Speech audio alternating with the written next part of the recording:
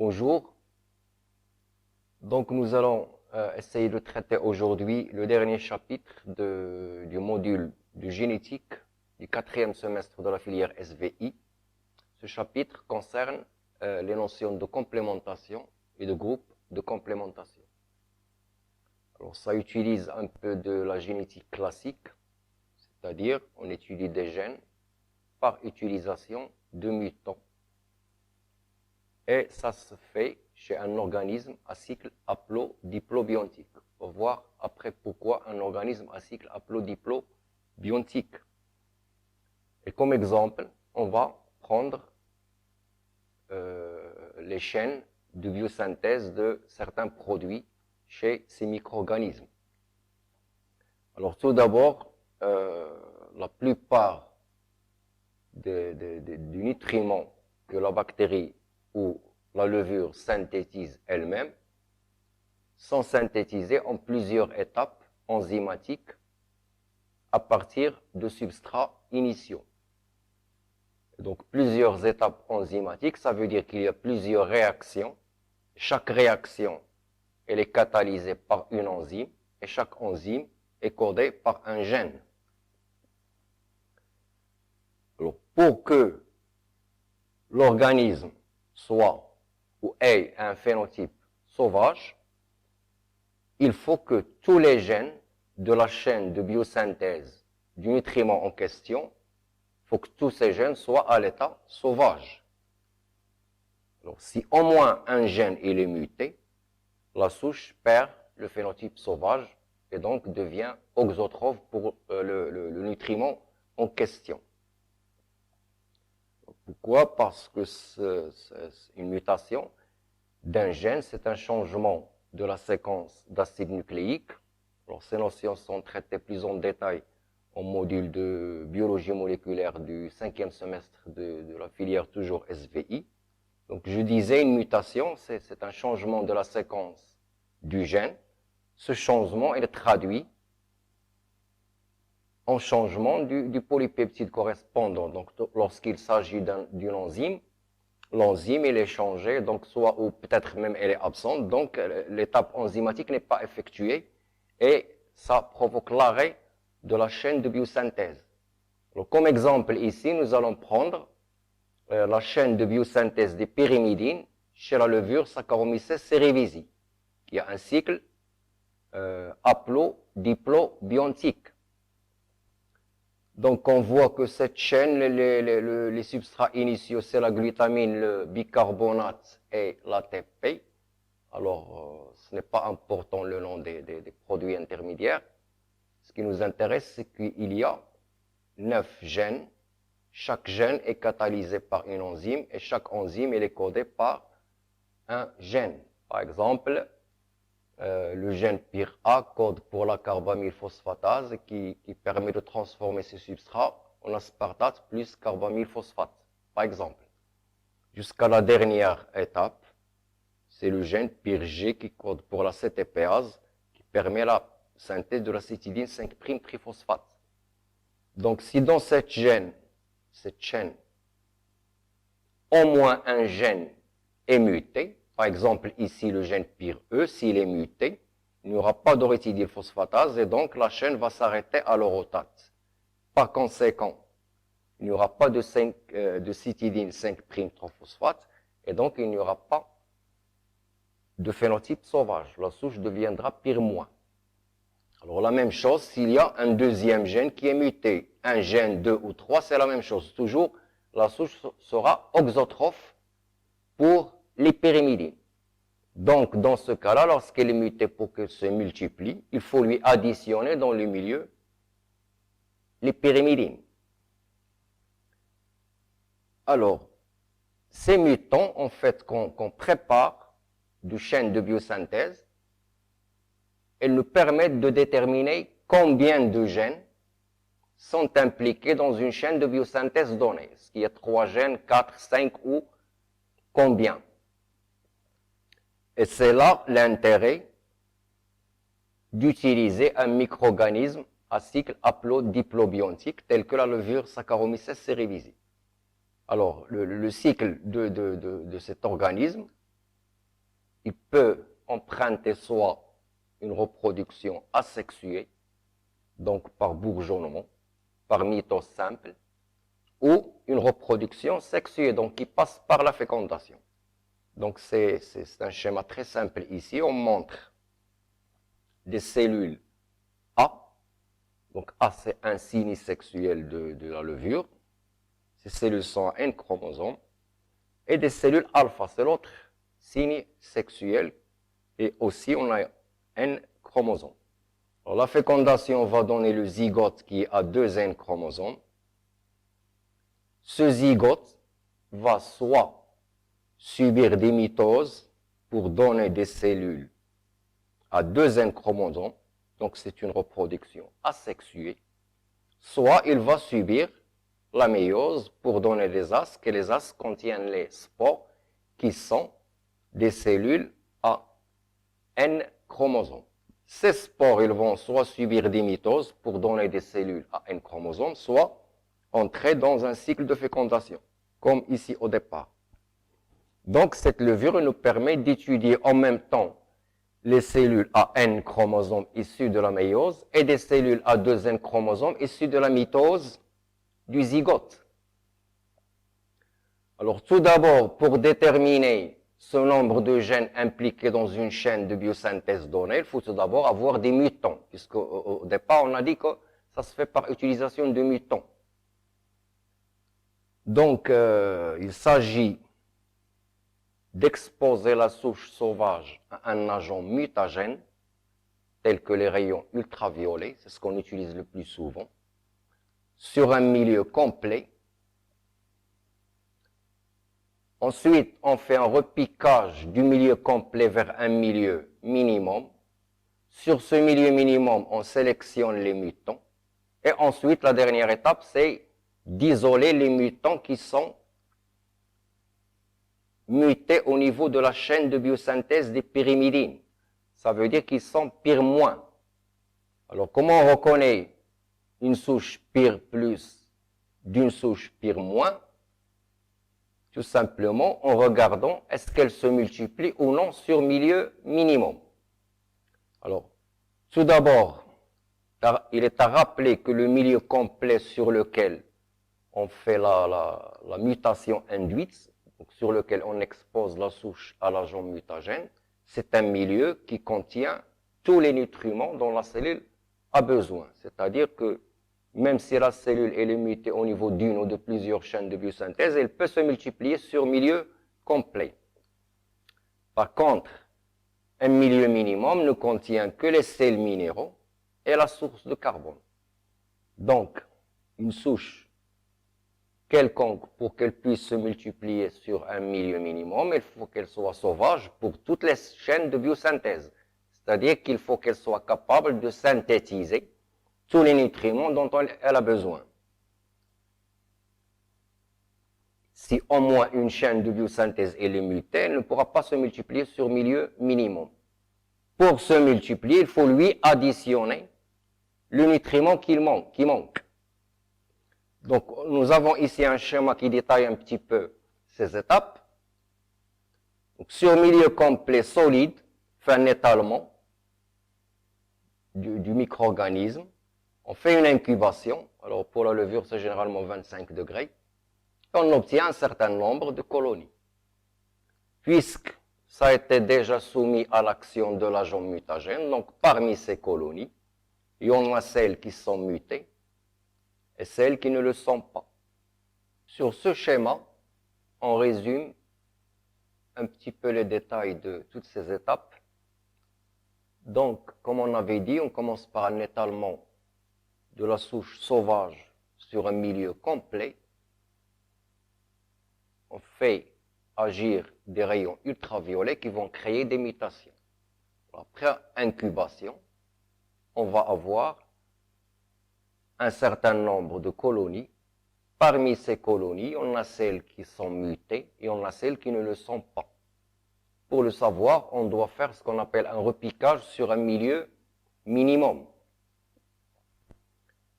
Je répète que le milieu minimum, c'est un milieu sur lequel une souche mutée au niveau de l'une de ces chaînes de biosynthèse, elle ne pourra pas se multiplier. Alors, ici, on voit que quelques colonies se sont multipliées ici, elles sont indiquées en rouge, et ne se sont pas multipliées sur le milieu minimum. Donc, ces colonies possèdent des mutations. Dans l'une des chaînes de biosynthèse. Alors, laquelle des chaînes de biosynthèse, on ne le sait pas. Pour le savoir, il faut revenir au milieu complet de départ et refaire un repiquage sur un milieu minimum, cette fois-ci additionné de pyrimidine. Les colonies qui se multiplient sur milieu minimum additionné de pyrimidine et qui ne se multiplient pas sur milieu minimum tout seul, ce sont des souches qui ont besoin de pyrimidine pour se multiplier. Donc, ce sont des souches qui ont perdu le phénotype PIR+. Elles sont devenues auxotrophes pour les pyrimidines. On prend l'exemple de ces 3 colonies. Ils n'ont pas donné de colonies ici après repiquage. Et non plus, ils n'ont pas donné de colonies ici. Donc, elles sont mutées quelque part ailleurs que la chaîne de biosynthèse de pyrimidine. Donc, c'est indiqué ici. Ça, c'est une manière d'isoler une souche mutée pour une chaîne de biosynthèse donnée. Et je répète ici, on prend comme exemple la chaîne de biosynthèse des pyrimidines. Alors, afin de pouvoir utiliser nos mutants pour déterminer le nombre de gènes impliqués dans la chaîne de biosynthèse, on aura besoin d'utiliser des mutants qui sont mutés au niveau d'un seul gène. On va voir pourquoi.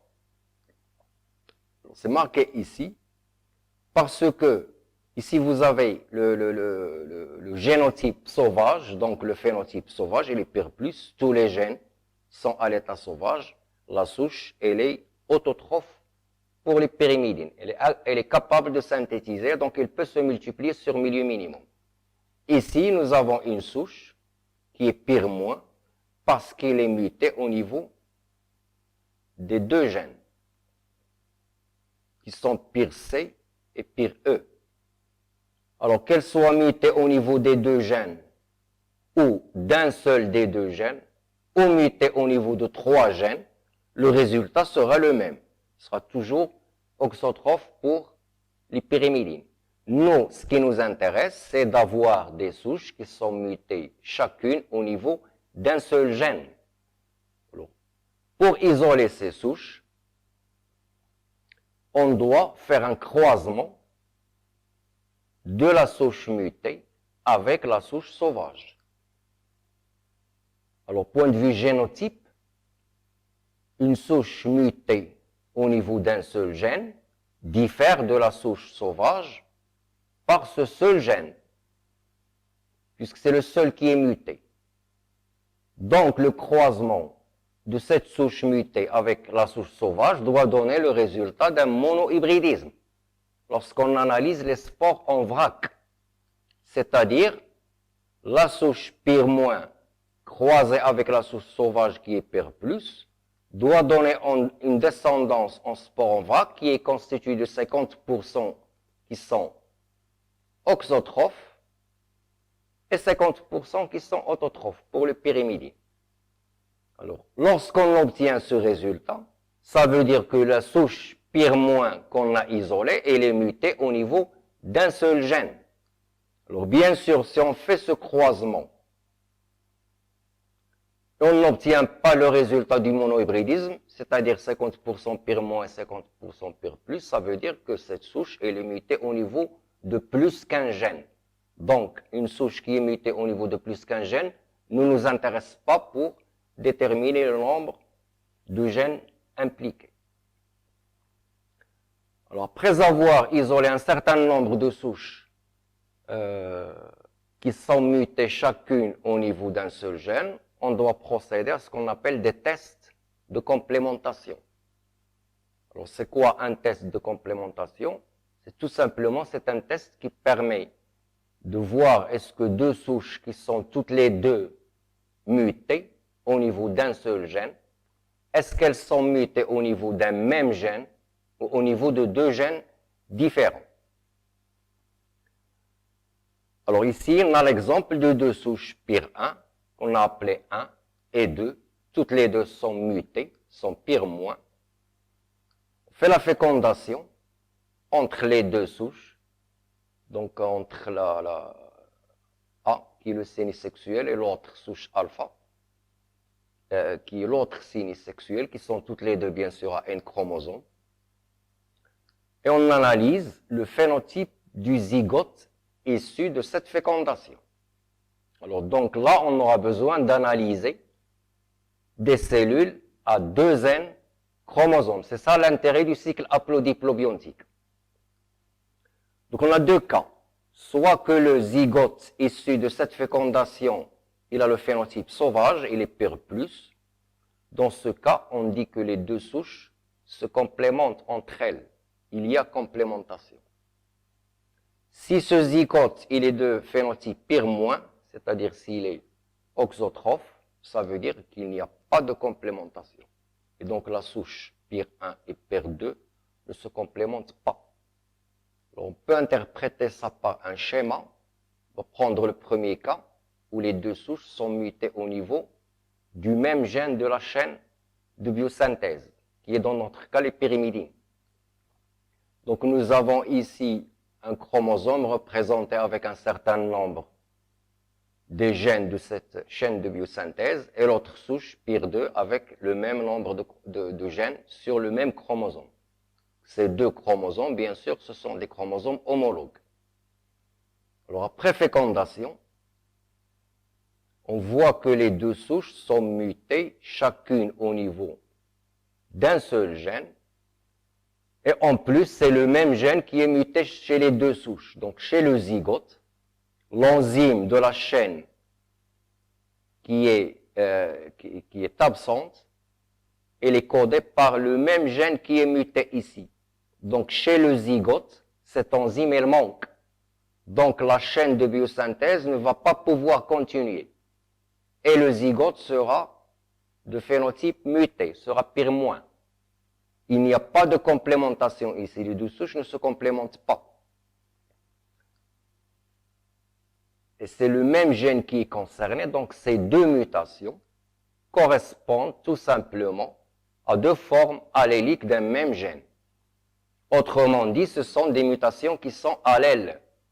Et ça veut dire, par ce test de complémentation, ça veut dire que ces deux souches, 1 et 2, sont mutées au niveau d'un même gène, puisqu'elles ne se complémentent pas.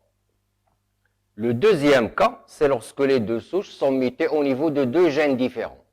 Donc je refais ici le même chromosome avec le même nombre de gènes, mais PIR1, la souche PIR1, elle est mutée au niveau d'un gène, la souche PIR2 est mutée au niveau d'un autre gène. Alors après fécondation, on va avoir le zygote qui est à 2 N chromosomes, donc vous voyez ici les deux chromosomes homologues. L'enzyme qui manque à cause de cette mutation ici, elle est codée par ce gène qui est sauvage. C'est l'inverse pour l'autre. L'enzyme qui manque à cause de la mutation de ce gène, elle est codée par ce gène qui est sauvage. Donc, chez ce zygote, les deux enzymes sont présentes. Donc, la chaîne de biosynthèse pourra continuer et on aura un zygote qui a un phénotype sauvage. Donc, les deux souches, PIR1 et PIR2, se complémentent. Et ces deux mutations sont deux formes alléliques de deux gènes différents. C'est pourquoi on dit que ces deux mutations ne sont pas allèles. L'une n'est pas allèle de l'autre. Alors, après avoir donc fait ces tests de complémentation, on cherche le nombre de groupes de complémentation. Alors, un groupe de complémentation, on le détermine, ou ces groupes de complémentation, on les détermine en croisant toutes les souches isolées, mutées chacune au niveau d'un seul gène, on les croise 2 à 2, et on regarde le phénotype du zygote. Alors, s'il est PIR+, on lui donne un signe plus, s'il est PIR-, on lui donne un signe moins. Alors, je répète, ces souches sont croisées toutes entre elles 2 à 2. Alors, sur ce tableau, on a donné l'exemple de 10 souches, donc de 1 jusqu'à 10. Et ici, la même chose, les mêmes souches. Alors, je précise ici, ce n'est pas le numéro des gènes, c'est le numéro des souches. Donc, elle dit pire 1, pire 2, pire 3, pire 4, jusqu'à pire 10. Les mêmes souches sont représentées ici. Alors, lorsqu'on croise, on va croiser, j'ai dit les souches, entre elles 2 à 2. Donc, 1 avec 2, 1 avec 3, jusqu'à 1 avec 10. La même chose pour 2, avec 1, avec 3, avec 4, jusqu'à 10. Et la même chose pour le reste. Alors, quand il y a un signe plus, ça veut dire qu'il y a complémentation. Ça veut dire que les 2 souches testées sont mutées au niveau de 2 gènes différents. S'il y a un signe moins, ça veut dire que les 2 souches testées sont mutées au niveau d'un même gène, parce qu'il n'y a pas complémentation. Et on cherche sur ce tableau le nombre de groupes de complémentation. Alors, qu'est-ce que c'est qu'un groupe de complémentation? C'est l'ensemble des souches qui ne se complémentent pas entre elles, mais qui se complémentent avec toutes les autres souches. Par exemple, alors ce qui est moins ici, c'est marqué en rouge. Par exemple, si on prend la souche 1, elle ne se complémente pas avec elle-même, ça c'est évident. C'est pourquoi d'ailleurs sur la diagonale, il n'y a que des signes moins, parce qu'aucune souche ne peut se complémenter avec elle-même, puisque c'est la même mutation qui sera croisée avec elle-même. Alors 1, je continue, ne se complémente pas avec 4, il ne se complémente pas avec 6. Mais elle se complémente avec 2, 3, 5, 7, 8, 9 et 10. Donc elle se complémente avec toutes les souches, sauf avec 4 et 6. Si je prends 4, il ne se complémente pas avec elle-même non plus, il ne se complémente pas avec 6. Il se complémente avec tout le reste. Ça veut dire que les souches 1, 4 et 6 ne se complémentent pas avec elles, mais se complémentent avec tous les 7 autres souches qui restent. Donc 1, 4 et 6 constituent ce qu'on appelle un groupe de complémentation. Ça veut dire quoi? Ça veut dire que ces 3 souches, 1, 4 et 6, sont toutes les 3 mutées au niveau d'un même gène, et ce gène, il est différent de ceux qui sont mutés chez les autres souches, puisqu'il y a complémentation avec toutes les autres. Alors la même chose se passe pour les souches 5 et 2. Alors 2 ne se complémente pas avec 5, ne se complémente pas avec elle-même bien sûr, mais se complémente avec toutes les autres.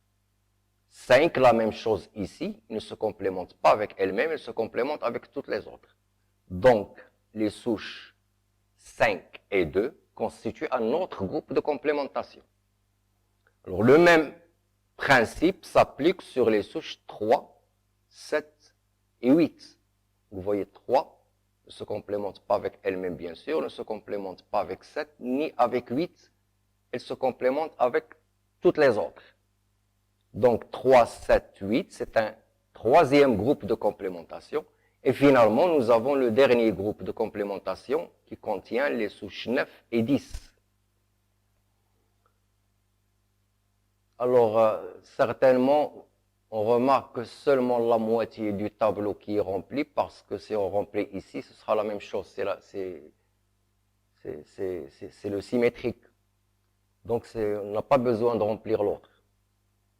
Alors, si on veut reporter ça sur un génotype, ce résultat, on aura ça. Donc, ça, c'est un exemple, c'est un schéma. Dans cette étude, nous avons testé 10 souches. Chaque souche est représentée par un trait donc, qui représente le chromosome et les gènes qu'on a. Alors, les souches 1, 4 et 6 ne se complémentent pas entre elles. Ça veut dire qu'elles sont mutées au niveau d'un même gène, toutes les 3. ce gène est différent de celui muté chez toutes les autres souches. Vous voyez, ce gène, il est sauvage ici, chez 5 et le reste. Les souches 2 et 5 ne se complémentent pas entre elles et se complémentent avec toutes les autres. Elles constituent un deuxième groupe de complémentation. Donc ces souches 2 et 5 sont mutées toutes les deux au niveau d'un même gène et ce gène il est différent de ceux qui sont mutés chez les autres. La même chose pour les souches 3, 7 et 8. Donc c'est un troisième gène. La même chose pour les souches 9 et 10. Donc on a affaire à un quatrième gène. Ça veut dire que lorsqu'on trouve, l'on met en évidence 4 groupes de complémentation, ça veut dire qu'on a mis en évidence au moins 4 gènes qui sont impliqués dans cette chaîne de biosynthèse. Alors je signale que ici, exprès, je n'ai pas représenté les mutations au même endroit. Par exemple, pour ce gène qui est muté chez les souches 1, 4 et 6, ce n'est pas le même endroit parce que ce n'est pas forcément la même mutation. Ce sont des mutations allèles, mais pas forcément identiques. Celui-là, par exemple, il est muté au niveau d'un endroit du gène, celle-là au niveau d'un autre endroit du gène, puisque quand on a préparé les mutants, on a fait agir un agent mutagène, et c'est des mutations qui sont au hasard, aléatoires. Alors, cette étude, donc, nous a permis de montrer que dans cette chaîne de biosynthèse qu'on utilise, il y a au moins 4 gènes qui sont impliqués. Je n'ai pas dit il y a 4 gènes. Pourquoi? Parce que 10 souches, c'est un nombre insuffisant pour avoir, je veux dire, une étude exhaustive, pour couvrir tous les gènes qui sont impliqués. Pour avoir de façon certaine tous les gènes qui sont impliqués, il faut analyser plus que 10, des dizaines de souches. C'est pourquoi c'est marqué ici 4 gènes. Peut-être si on additionne d'autres souches, on aura peut-être plus que 4 gènes. Et ça, c'est un schéma pour comprendre. Alors, pourquoi est-ce que tout à l'heure, on a dit qu'on a besoin de souches qui sont mutées au niveau d'un seul gène? Parce qu'une souche qui est mutée au niveau de 2 gènes ne peut pas servir ici. Pourquoi? Parce que, tout simplement par un schéma, si je prends la souche 1, par exemple, elle est mutée, les autres gènes, sont sauvages, elles ne se complémentent pas avec la souche 4, par exemple, ici la souche 1, ici la souche 4. Maintenant, si je prends la souche 2, par exemple, elle est mutée ici, par exemple. Si je prends une souche numéro 11, qui ne figure pas ici, et qui est mutée au niveau de 2 gènes, alors on aura ça. 11, par exemple, elle est mutée au niveau de ce gène, la même chose que 1 et 4, et elle est aussi mutée au niveau de ce gène. La même chose que 2. Donc cette souche ne va se complémenter ni avec 1 et 4, ni avec 2. Donc il ne va pas servir pour déterminer le nombre de groupes de complémentation. C'est pourquoi ici, on était obligé de sélectionner des souches qui sont mutées au niveau d'un seul gène. Et donc ce sera terminé pour ce chapitre.